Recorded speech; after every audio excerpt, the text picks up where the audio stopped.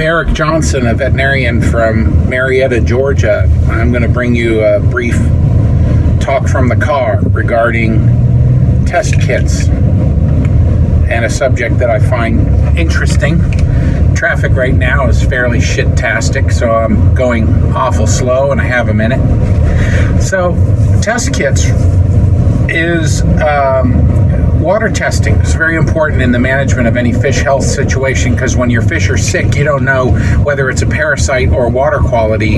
Unfortunately, most people go straight for the parasites when the fish are sick, and they automatically start applying fish medicines all over the place without testing their water. And so a lot of times they're just treating low pH, for example, with cloud parasite treatment, and of course getting nowhere, and the fish die. Other times they're going to a lot of trouble and there's no need. If the pH is low, it's a simple thing to bring the pH back up. I have a video on pH here on the YouTube channel for you to check out. That would be cool. But water test kits, so they open a window to you to know what your water quality is doing, and they've got great test kits. 3 different kinds, actually. There's a drop type test kit, a Dipstick test kit, and then an aquacultural test kit.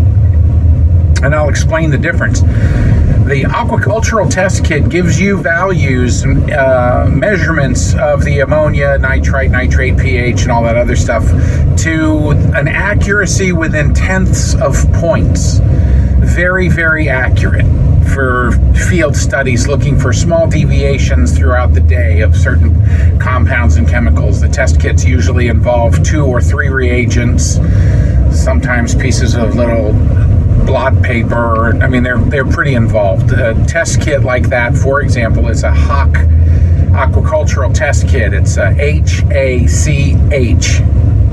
test kit, $600. Send me 2. The next test kit is a drop type test kit, and I like those. They're all right. You put some of the water that you're going to test into a test tube and put a chemical, whether it's a little tablet or a droplet or something, into the test tube of water, and it gives you, sounds like an incoming EMP, doesn't it? Like on what's that movie with Keanu Reeves? Anyway, it's my infernal safety override brake situation. Anyway, so the drop type test kit uses a test tube, and you put drops in it, and that gives you pretty good accuracy. You might get within a half a point accuracy. So if you were concerned that, say, your ammonia was 1, you might get 1.5 or whatever. But they're pretty good, but they take a minute, and you have to time them, and all that. Well, then there's my favorite. It's the Dipstick test kit. And it's basically just you take some water and you dip the stick in the water and then pull it out, and the little squares on the dipstick match colors on the jar. And so, like, for example, if you're measuring ammonia, the ammonia test might show up bright yellow or something like that. And all the pundits on the internet, the old guys at these message boards, they're all just like, oh, you never want to use those test kits. They're so inaccurate. And you could be off by 3/4 of a point and blah, blah, blah. Well, see, that it doesn't matter. And I'll tell you why. Because you're not doing U.S. Fish and Wildlife Service studies. You're not doing college thesis work where you need to be within a tenth of a point. A drop type test kit could be a half a point off. It doesn't make a damn bit of difference. And when you use the Dipstick test kits, that's fine.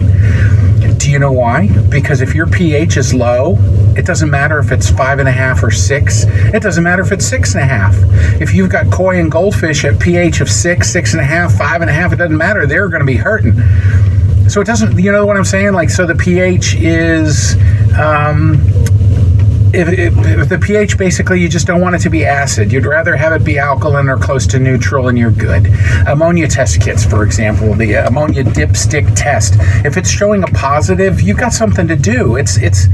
I always make the analogy that to a certain extent, it's like if your smoke detector goes off and tells you that there's smoke, you're not going to lay there in your bed and go, honey, I don't know if we should run out because I really don't know how much smoke there is.